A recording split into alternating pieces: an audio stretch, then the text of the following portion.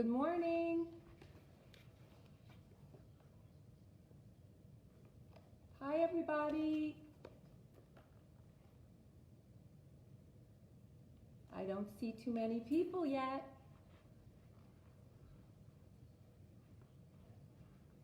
Hi, everyone. I'm Regina LaGatta, and I work at Hudson Valley Community College. And thank you, United Way, for asking me to read one of my favorite books about a giraffe named Gerald. And before we start reading, I want to talk to the moms to make sure that today, when we're done reading, that you click onto the United Way website and read about the group that I'm so proud to be involved with, Women United. Every day there is a great group of women in the Capital Region, and we work on behalf of women and children and families to help build a stronger community. And I know, moms, you're home with young children, but there's so many things that you can do on behalf of United Way. You can make phone calls for us, or you could help with fundraisers. So please, if you have a spare minute, it's a great group of women, and we'd love to have you be part of it. I'll tell you a little bit about my job at Hudson Valley Community College. I have the opportunity every day to work with young people, and they make new friends, and they read and they study, so they can be whatever they want to be when they grow up. Just like all of you right now, I'm sure that on days you say to mom and dad, I want to be a nurse, or I want to be a teacher, or I want to be able to operate one of those big machines that I see, or I want to fix a car. Well, you can do all that at Hudson Valley Community College. I see more people are coming on. Thank you. I'm glad you're watching. Giraffes and dancing and reading are just a few of my favorite things. So today, before we start, I want to ask you a big favor, all you little ones out there. I have 3 very favorite people I want you to wave to.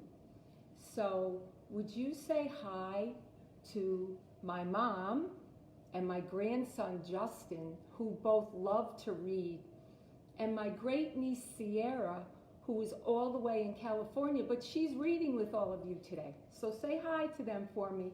Okay, thank you.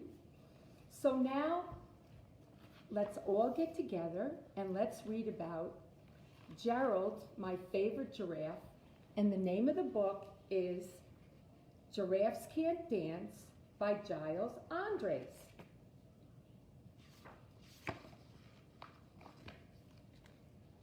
Gerald was a tall giraffe whose neck was long and slim, but his knees were awfully crooked and his legs were rather thin. He was very good at standing still and munching shoots off trees, but when he tried to run around, he buckled at the knees. Look at poor Gerald. Every year in Africa, they hold the jungle dance, where every single animal turns up to skip and prance. And this year, when the day arrived, poor Gerald felt so sad, because when it came to dancing, he was very, very bad. The warthogs started waltzing, and the rhinos rocked and rolled. The lions danced a tango that was elegant and bold.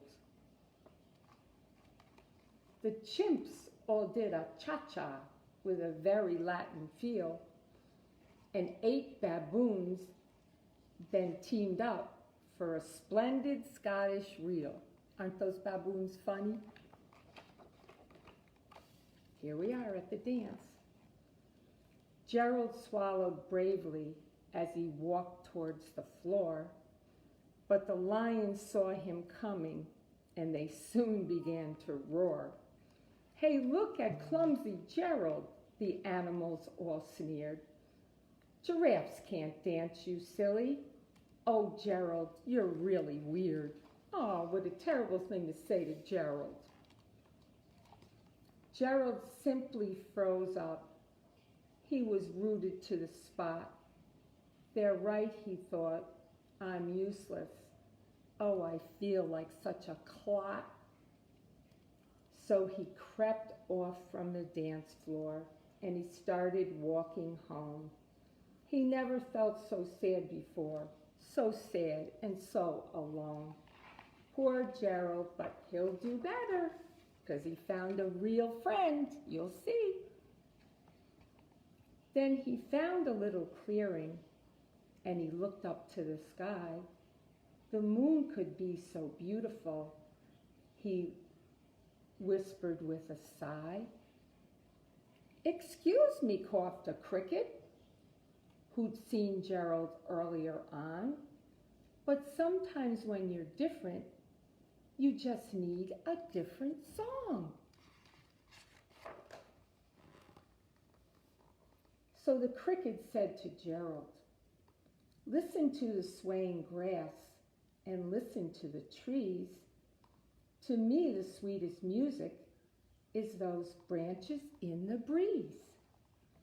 So imagine that the lovely moon is playing just for you. Everything makes music if you really want it to.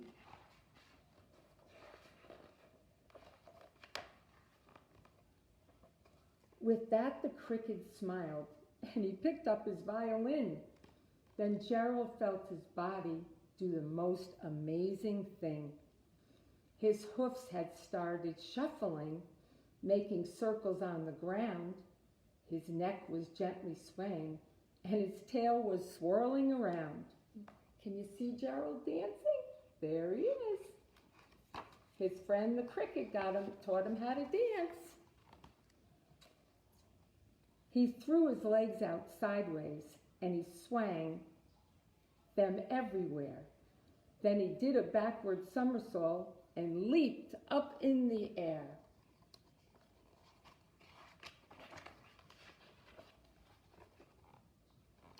Gerald felt so wonderful, his mouth was open wide.